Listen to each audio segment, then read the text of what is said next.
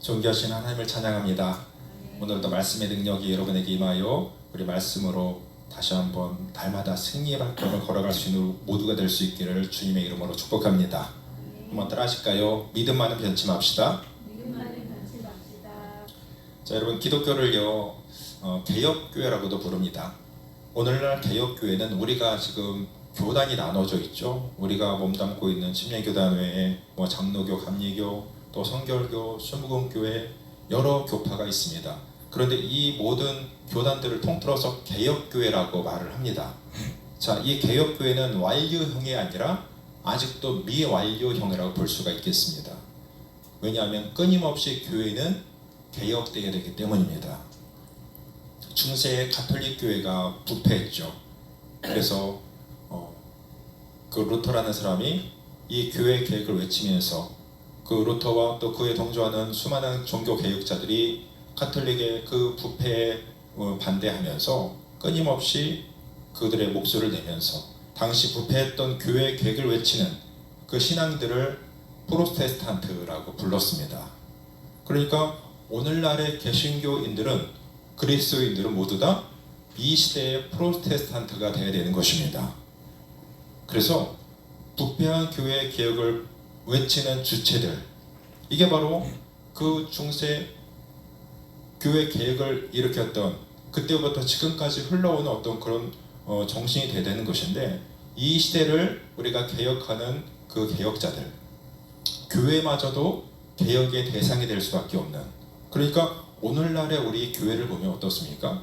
더 이상 사회를 변화시키는 개혁의 주체가 되는 것이 아니라 오히려 사회에서 교회들을 바라보면서 손가락질하는 시대가 되었습니다. 우리가 바로 개혁의 대상이 되는 거예요. 물론 그들은 우리가 갖고 있지 않은 부정적인 모습들, 이런 것들까지도 꼬투리 잡아서 지금 계속해서 비난의 화살을 던지고 있겠지만, 그러나 우리가 교회의 현실을 보면 정말 하나님 앞에 부끄러운 부분들이 참 많은 그런 민낯들을 우리가 보게 됩니다. 그래서 교회 역시도 끊임없이 개혁의 대상이 된다는 것은 틀림이 없는 사실인 것 같습니다. 목회자도 성도들도 잃어버렸던 그 순수한 믿음의 본질로 돌아가지 않으면 우리는 하나님 앞에 은혜를 뺏길 수밖에 없는 거예요. 오늘 저는 말씀을 묵상해 볼 때 교회는 끊임없이 개혁되어야 된다는 것을 다시 깨달았습니다. 우리가 지난주일에 묵상했듯이 아달랴의 칼을 피해서 살아남았던 다윗의 후손 누구? 요아스가 있었죠. 요아스가 모세처럼 숨겨져서 성전에서 6년 동안 그가 자라나게 되잖아요. 그래서 다윗의 후손이 보존되었습니다. 그래서 하나님께서 그를 통해서 다시 다윗의 후손을 통해 이제 왕권을 이어가게 하시는, 씨앗이 되게 하시는데, 여러분, 우리는 바로 어떤 상황에서도 하나님의 일하심은 중단되지 아니하고, 하나님은 우리를 위해서 모든 것이 다 끊어진 그런 상황 속에서도 하나님은 그 소망의 씨앗을 계속 싹 피우는 하나님이시다. 지난주 우리는 그걸 나눴지 않았습니까? 그래서 이제 하나님은 이 7살의 요아스를 유다의 왕 위에 오르게 하시는 겁니다. 오늘 본 말씀은 시간이 흘러가지고 이 요아스가 30살이 되었을 때의 일입니다. 그가 유대의 왕이 된 지 이제 23년이 흘렀습니다. 성경은 먼저 이 요아스의 왕이 40년간의 통치를 이렇게 한마디로 표현하고 있는데요. 2절 말씀에 그랬죠. 요아스는 제사장 여호야다가 그를 교훈하는 모든 날 동안에는 여호와 보시기에 정직히 행하였으되. 여러분, 이 구절까지만 보면 좀 좋았다가 뭔가 찜찜하지 않습니까? 그를 교훈하는 여호야다가 그의 옆에 있었을 때까지는 그가 여호와 보시기에 정직하게 행하였다. 그럼 그 뒤에는 뭐가 나올까요? 그 뒤에는 하나님 앞에 범죄하고 하나님을 떠나는 이런 모습이 분명히 나올 것 같아요. 자, 봅시다. 요아스가 너무 어린 7살의 나이에 왕이 되었기 때문에 그 당시에 이제 개혁의 그 주체가 되었던 제사장 여호야다가 이 어린 요아스를 대신해서 섭정을 하는 겁니다. 우리나라 왕들도 옛날에 아기 때, 소년 때, 꼬마 때 왕위에 등극하면 그 위에 섭정하는 섭정왕이 있었잖아요. 그거 마찬가지로 이 요아스를 대신해서 이 여호야다가 이제 옆에 섭정을 해주는 거예요. 그러니까 계속해서 이 여호야다는 요아스에게 하나님의 말씀의 근거에서 그 나라를 통치해야 된다고 계속 가르쳤을 것입니다. 그러니까 이 여호야다가 그 교훈하는 모든 날 동안은 바로 이 요아스도 여호와 보시기에 정직하게 행하였다고 말씀하고 있는 거예요. 우리는 여기에서 뭘 깨닫냐면 우리에게는 늘 옆에 좋은 멘토가 있어야 되겠구나, 이걸 깨닫습니다. 어떤 상황에서도 우리를 잡아줄 수 있는 사람. 그래서 우리는 늘 좋은 선생님, 좋은 친구, 좋은 어떤 동료, 그래서 우리 옆에 날마다 나와 함께 시너지 효과를 낼 수 있는 그런 사람들, 바로 이 요아스에게 누가 있으면 바로 제사장 여호야다가 그런 역할을 해주지 않았습니까? 그랬을 때에 요아스는 여호와 보시기에 정직하게 행할 수 있는 사람이 되었습니다. 자, 그래서 요아스는 하나님의 성전을 수리하기 위해서 애쓰는 모습을 우리가 읽지 않은 그 본문 말씀을 통해서 보게 되는 거예요.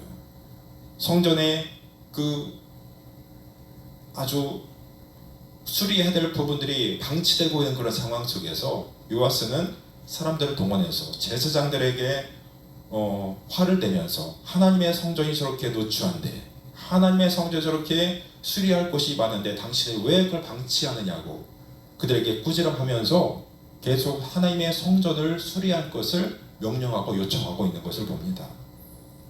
그래서 그의 마음속에 정말 하나님의 성전을 개혁하기 위한 그런 마음이 있었습니다. 그러나 그렇게 하나님 보시기에 정직했던 삶이 계속 이어졌으면 얼마나 좋겠습니까마는 제사장 여호야다가 죽자 그는 하나님을 멀리하기 시작합니다.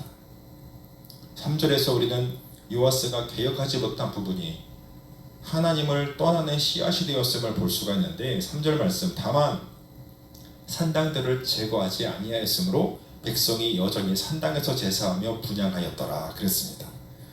여러분, 이스라엘 역사에 산당은 굉장히 뿌리가 깊습니다. 산당이 어떤 장소인지 아시죠? 산당은 바로 바알신, 아세라신 이런 우상들을 제사하던 곳이 바로 산당입니다. 그러니까 이 본래 산당은 가나안 족속들의 산지예요. 높은 산에 제단을 쌓고 바알에게 제사를 드렸던 그런 곳, 이런 곳이 바로 지금 유다의 곳곳에 산지에 있었던 것입니다. 자, 그러면 예루살렘 성전이 세워지기 전이었기 때문에 이런 산당들이 여호와께 제사를 드리는 장소가 되었던 것은 분명했어요. 그래서 솔로몬도 어땠습니까? 솔로몬 시대 기브온 산당에서 솔로몬도 1,000번째를 드리지 않았습니까? 솔로몬 역시 아직 예루살렘 성전이 지어지기 전이었기 때문에 그도 역시 산당에서 여호와를 제사했습니다. 그런데 어떻습니까? 예루살렘 성전이 이제 완공이 되었습니다. 그래서 거기에 하나님의 언약궤가 모셔지고 이제는 하나님 앞에 거룩하게 구별된 제사를 드릴 수 있는 장소가 확보되었음에도 불구하고 이스라엘 역사 가운데는 이 산당이 없어지지 않았어요. 곳곳에 산당이 여전히 건재하고 있었다는 것입니다.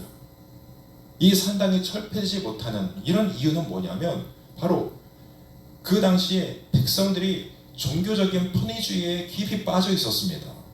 그래서 예루살렘 성전까지 가려고 하면 굉장히 먼 거리를 가야 되기 때문에 우리가 그냥 여기서 제사하면 어떻겠느냐, 그냥 계속 전통적으로 우리가 이 산당에서 여호와께 예배하지 않았었느냐, 그러니까 이 예루살렘 성까지 가지 아니하고도 여기서 하나님을 예배한다는 어떤 그런 종교적인 편의주의 때문에 요아스는 그 백성들의 원성을 살까 두려워서 산당 철폐를 단행하지 못한 거예요. 그러니까 미완의 개혁으로 끝나버린 것이죠. 그런데 이것은 굉장히 큰 지금 후폭풍을 불러오고 있습니다. 여호야다가 죽자 요아스는 궁전 내 잔존에 있었던 이 바알 세력들에게 마음을 쏠리게 되었습니다. 그리하여 이 유다 왕국 내에서 다시 바알의 우상 숭배가 지금 점차 머리를 들게 되었고, 그래서 그 결과 영적인 침체기가 다시 찾아들게 되었습니다. 대제사장 여호야다가 죽자마자 이렇게 이 남유다의 모든 환경이 변화되고 있는 것이죠. 이 요아스의 변질과 타락의 모습은 지금 이 본문 말씀도 있지만 같은 역사를 기록하고 있는 것이 바로 역대기에 나와 있거든요. 이 역대기 말씀에 보면 더 정확하게 우리가 이 요아스의 변질되는 모습을 볼 수 있습니다. 역대 24장 말씀 한번 보십시다. 15절부터 19절 말씀 시작. 여호야다가 나이가 많고 죽어서 죽으니 죽을 때에 130세라. 무리가 다윗성 여러 왕의 묘실 중에 장사하였으니 이는 그가 이스라엘과 하나님과 그의 성전에 대하여 선을 행하였음이더라. 여호야다가 죽은 후에 유다 방백들이 와서 왕에게 절하매 왕이 그들의 말을 듣고 그의 조상들의 하나님 여호와의 전을 버리고 아세라 목상과 우상을 섬겼으므로 그 죄로 말미암아 진노가 유다와 예루살렘에 임하니라. 그러나 여호와께서 그들에게 선지자를 보내사 다시 여호와에게로 돌아오게 하려 하심에 선지자들이 그들에게 경고하였으나 듣지 아니하니라. 아멘. 여기 보면 심지어는 이 여호야다의 아들이 있었는데요. 이 여호야다의 아들이 누구냐면 스가랴라는 아들이 있었습니다. 이 스가랴라는 아들이 하나님 앞에 이 지금 변질되어지는 그 요아스의 모습을 보면서 그 요아스를 책망합니다.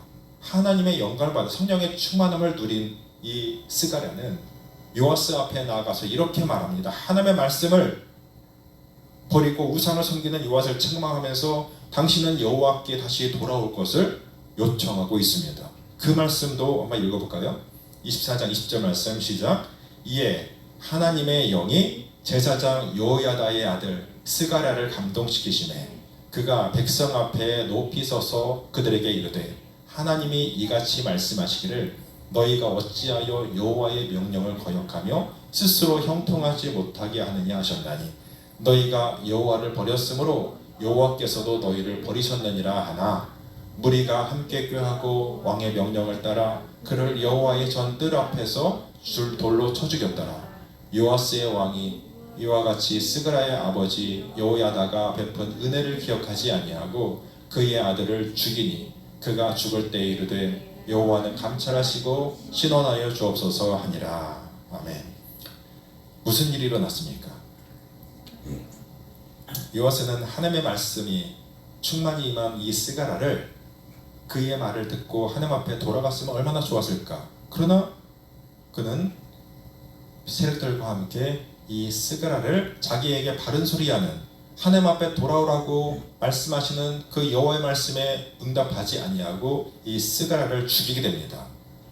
즉 무슨 말입니까? 자기를 옛날에 살 수 있도록 해주었고 또 자기를 왕 위에 등극할 수 있도록 도와주었던 여호야다. 이 여호야다의 은혜를 잃어버리고 하나도 놓치지 않냐고 다 땅에 떨궈버리고 이제 그의 아들마저도 죽이게 만드는 이런 요아스의 영적인 무지함을 보는 것입니다. 스가랴는 죽어갈 때에 여호와는 감찰하시고 신원하여 주옵소서 이렇게 기도하고 그는 죽어요. 요아스는 과거 자신을 키우며 왕이 되게 했던 여호야다의 은혜마저 저버리는 이렇게 패역하고 타락하고 하나님을 떠나는 이 요아스의 모습을 하나님을 바라보시면서 하나님이 얼마나 안타까우셨을까. 그래서 하나님은 하나님의 어떤 임계점이 있다고 했잖아요. 하나님의 임계점이 있을 때에 그를 그냥 두고 보지 않으시고 이제 그를 심판하기 시작하십니다. 그에게 심판은 어떻게 이루어져요? 바로 아람 왕이었던 하사엘을 통해서 이 요아스의 나라 바로 유다를 공격하게 하시는 것인데 우리가 17절 말씀 본문 다시 돌아오시면 17절 말씀 그때에 아람 왕 하사엘이 올라와서 가드를 쳐서 점령하고 예루살렘을 향하여 올라오고자 함으로 그랬죠. 이 아람 왕 하사엘이 바로 블레셋 가드를 점령한 후에 이제 예루살렘을 향하여 진격해 오는 것입니다. 자, 그때 요아스는 전혀 엉뚱한 행동을 하게 되는데요. 18절 말씀 한번 더 보십시다.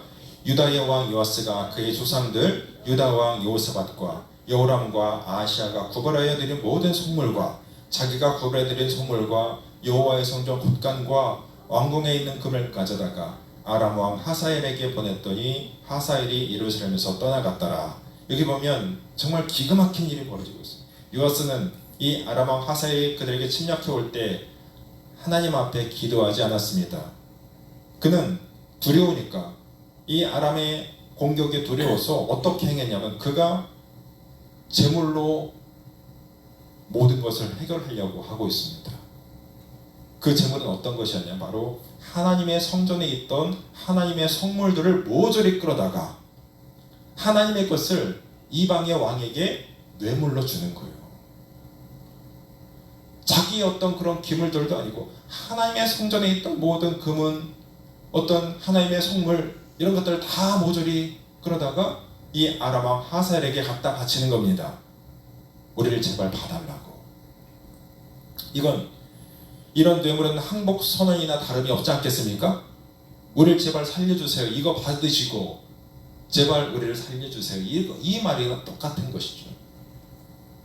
그래서 이 뇌물을 받은 하사엘은 공격을 멈추고 자기 나라로 돌아가게 됐다고 그랬습니다. 자, 여러분, 여호야다가 이 요아스가 왕위에 오를 때 왕관과 함께 주었던 것이 뭐였습니까? 하나님의 율법이었죠. 하나님의 율법대로, 하나님의 법대로 이 땅을 통치하기를 원했던 그 여호야다의 마음은 하나도 없고요. 지금 오히려 하나님의 전을 짓밟고 있잖아요. 하나님의 것을 자기 마음대로 끌어다가 지금 자기 살겠다고 이방의 왕에게 뇌물을 갖다 바치는 이 요아스의 모습, 좀 구제불능인 것 같아요. 어떻게 이렇게 말씀 앞에 서야 될 요아스가 변질되고 있는지. 여러분, 시험과 고난이 닥칠 때 우리의 모습은 과연 어떻습니까? 먼저 하나님의 뜻을 구하는 우리가 되어야 되지 않겠습니까? 우리는 믿음으로 선한 싸움을 싸워야 합니다. 내 힘이 안 돼도요, 바로 하나님이 도와주시면 우리는 넉넉히 이길 수 있다는 다윗의 마음으로 당당히 맞서야 하는 것입니다. 그러나 하나님을 버린 요아스는 급한 불을 자기의 욕망으로, 또 하나님의 귀한 것을 통해서 돈으로 해결하려고 했습니다. 하나님의 것을 팔아먹어버렸습니다. 이처럼 처음에 순결한 신앙에서 완전히 벗어나서 하나님을 등지게 됐던 요아스는 이 통치 말기에 이르러서 이제 다시 아람 왕 하사엘의 침공을 받게 되는데, 오래가지 않죠. 여호람이 또 하사엘의 공격을 받습니다.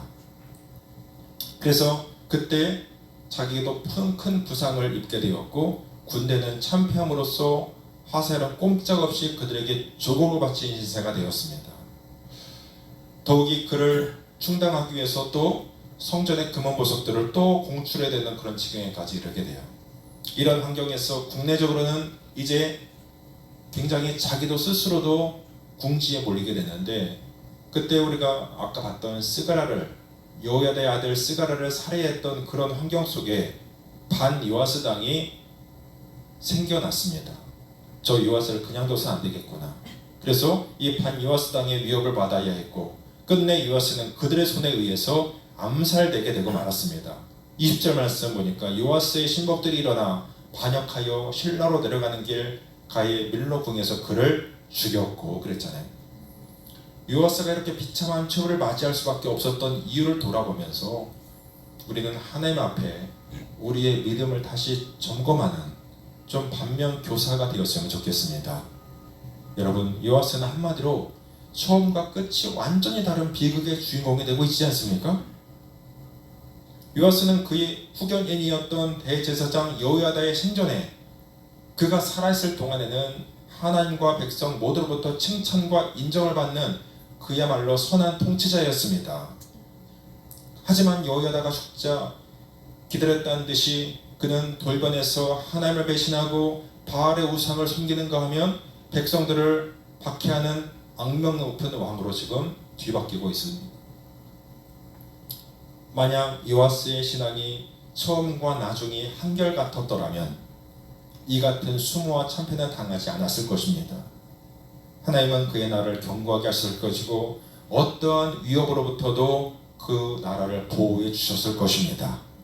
그러나 요아스는 변질되었고 그 결과 자신의 권위는 물론 유다 왕국의 모든 재산과 미래까지도 전부 다 잃어버리고 말았습니다. 사랑하는 여러분, 우리가 처음 신앙을 유지하기가 이렇게 어려운 것 같아요. 사울왕도 처음에는 하나님을 사랑하고 겸손했던 왕이었지만 그가 점점 하나님을 멀리하다가 끝내 하나님 앞에 버림받은 왕이 되지 않았습니까? 처음부터 변질되는 사람보다도 이런 사람이 더 전 나쁜 것 같아요.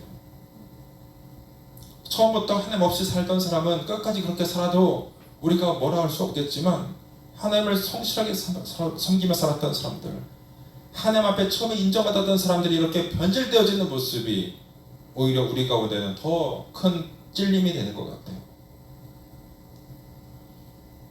그러나 여러분, 다윗은 한결같았습니다.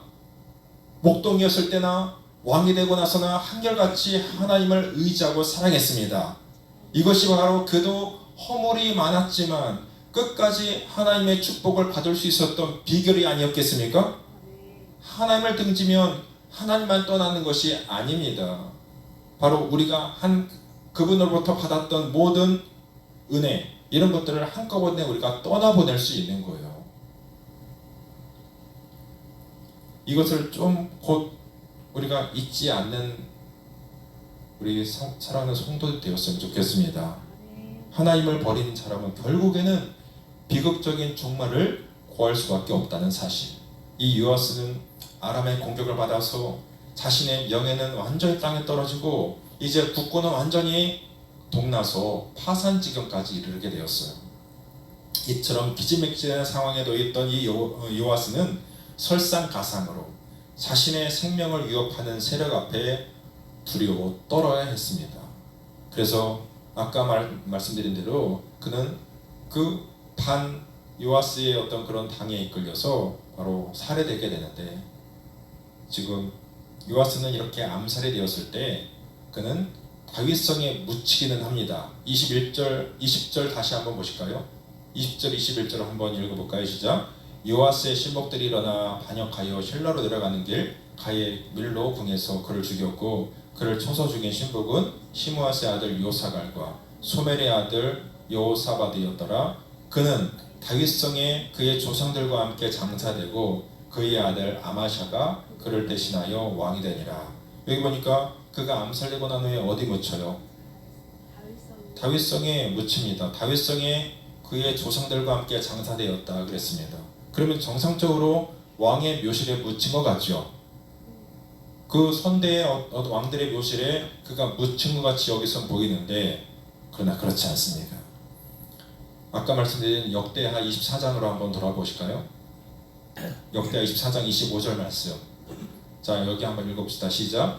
요아스가 크게 부상하매 적군이 그를 버리고 간 후에 그의 신하들이 제사장 여호야다의 아들들의 피로 말미암아 반역하여 그를 그의 침상에서 쳐 죽인지라. 다윗성에 장사하였으나 왕들의 묘실에는 장사하지 아니하였더라. 보이십니까? 요아스가 다윗성에 묻히긴 했지만 왕들의 묘실에는 장사되지 못했습니다. 왜요? 그는 여기에 들어갈 자격이 없는 거예요.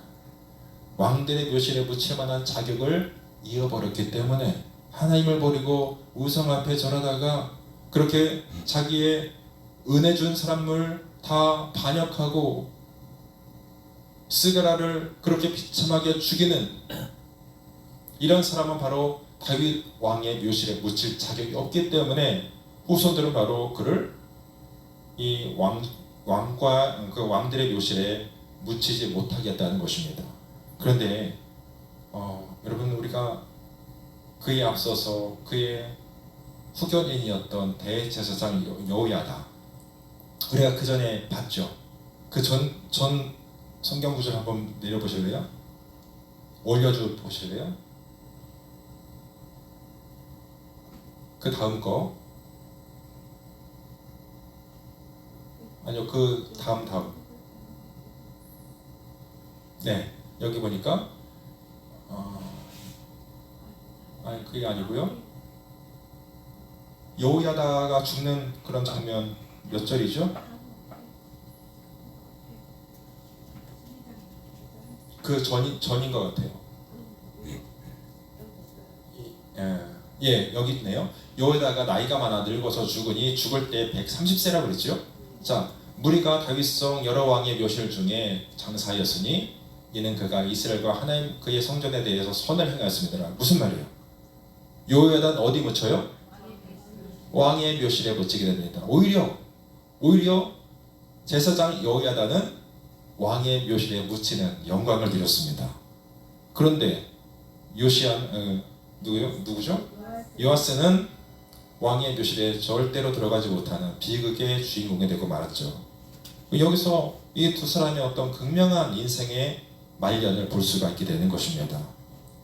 이처럼 하나님을 등진 자는요, 이 땅의 생애에서 모든 것을 잃어버리고 수모를 당하는 일을 겪고 이것으로 끝나는 것이 아니라 죽어서도 불명예스러운 이름을 남기게 되는 것입니다.